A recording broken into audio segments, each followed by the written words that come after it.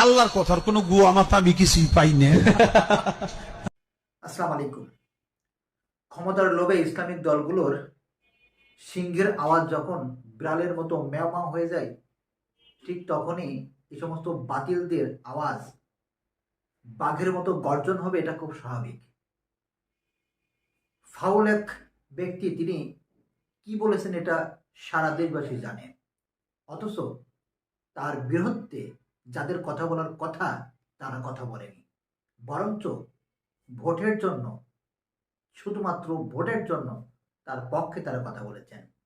অন্যদিকে ইসলামিক যেই দলগুলি, যাদের হুঙ্কার দিয়ে কথা বলার কথা, আজকে তারা নিশ্চুপ।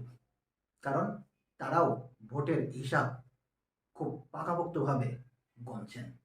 এই কারণে বলছি, ক্ষমতার পার্থিব ক্ষমতার লোভে সিংহের গর্জনের মতো ব্যক্তিরা যখন বিড়ালের মতো আওয়াজ করে, ঠিক তখনই বাতিলরা সুযোগ পায় এরকম আওয়াজ তুলতে। সবাই ভালো থাকবেন। আসসালামু আলাইকুম।